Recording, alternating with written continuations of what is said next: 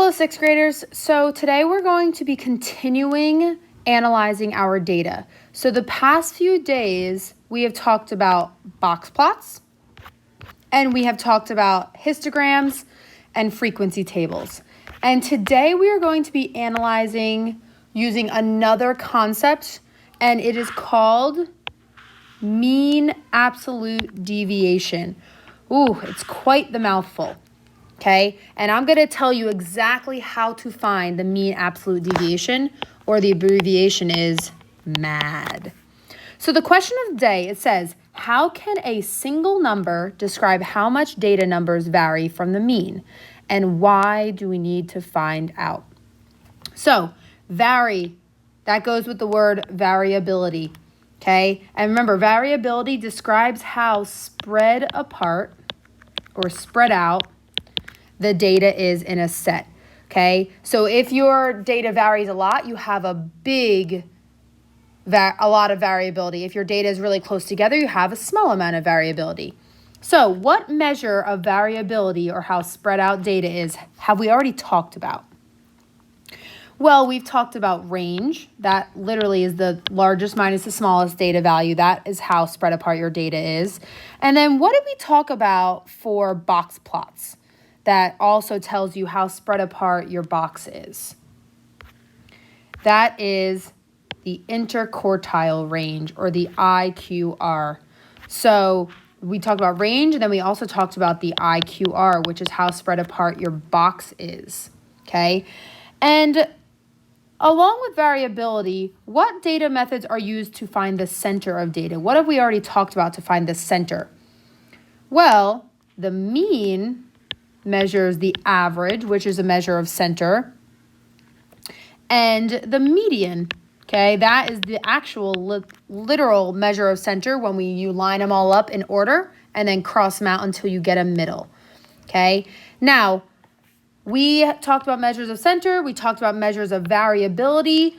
We're going to add another measure of variability, or how spread apart our data is, by finding the mean absolute deviation, or MAD. And in order to find the MAD, you first need to find the absolute deviation of all of your data values. And you may be thinking, Ms. Rothstein, what is absolute deviation? Okay, well, we know absolute value. We've learned that before. What is absolute value? Absolute value is how far away something is from zero. So the absolute value of 4 is 4 away from 0, so it would be 4. But the absolute value of -4, well, -4 is also 4 away from 0. So the absolute value of -4 is also 4. So absolute deviation is the same thing. We're seeing how far away every one of our data values is from the mean.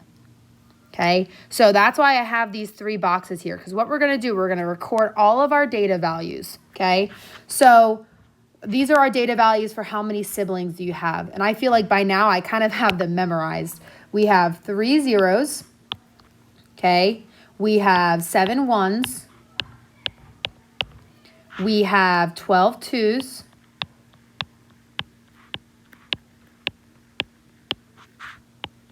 We have 6 threes, we have a 4, and then we have a 5. Okay, so those are all our data values. Now we need to find the absolute deviation of all of these data values, which basically means how far away are all of these data values from our mean that we found. So what we need to do is we need to look, well, what was the mean that we found? Okay, so if I look over here,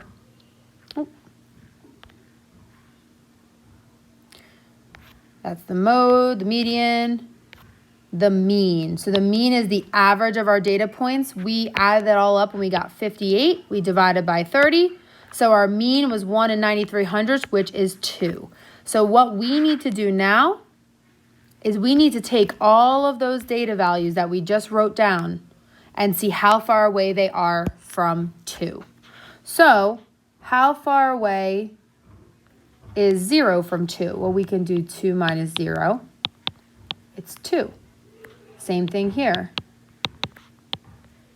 And same thing here. So all of these zeros are 2 away from the mean because the mean is 2, those are 0. Okay? How far away are all these 1s from 2? Well, 2 minus 1 is 1. All of these are only 1 away from the mean.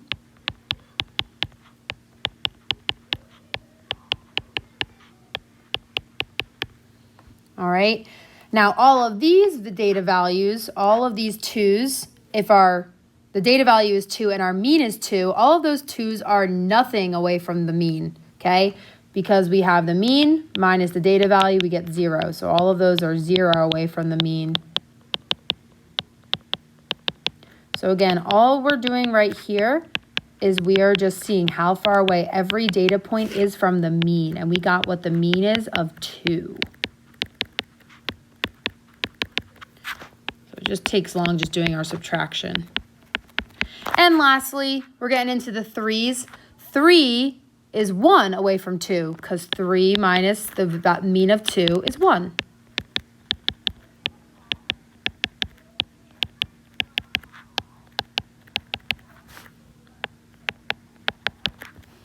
All right.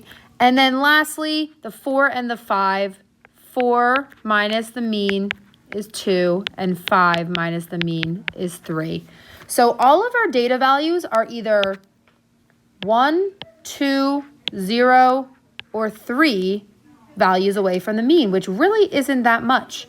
So now what we need to do, okay, and we just determine absolute deviation is how far a data value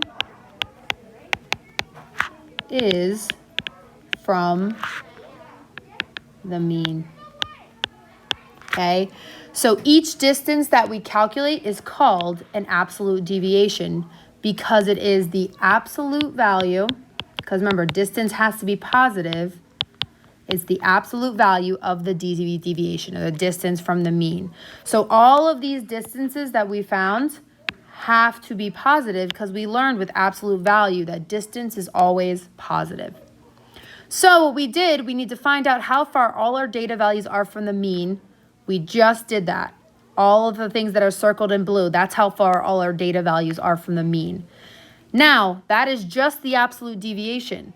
So to find the mean absolute deviation, we need to find the mean or the average of all our data values.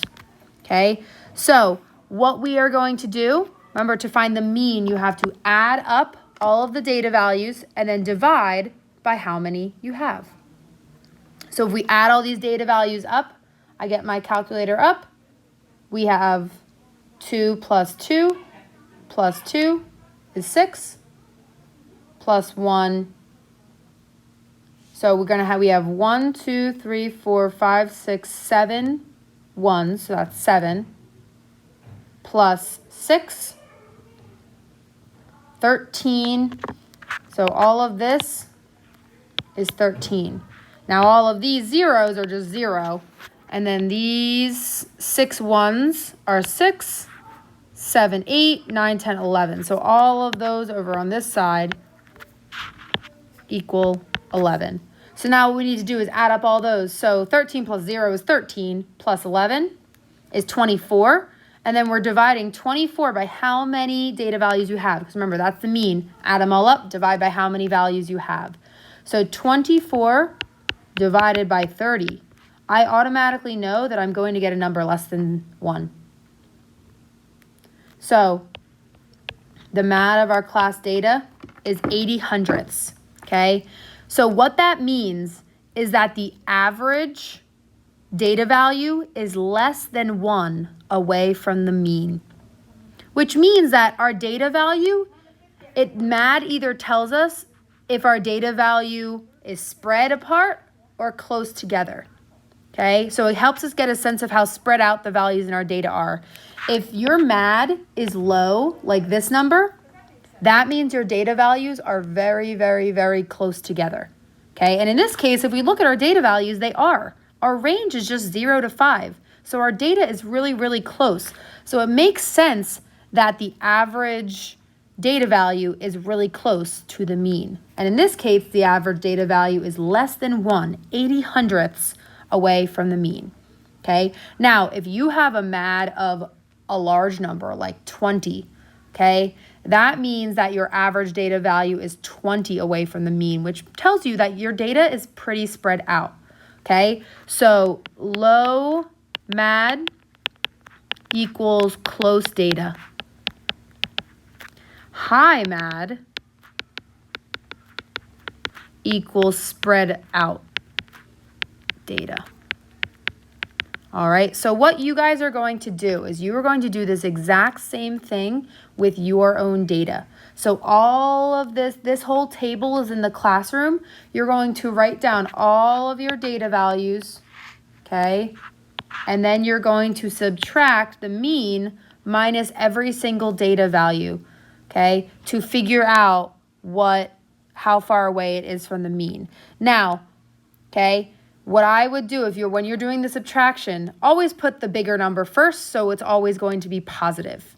All right. If the bigger number is not first, that's fine because we're taking the absolute deviation. So whatever number you get, if it's negative, just make it a positive number.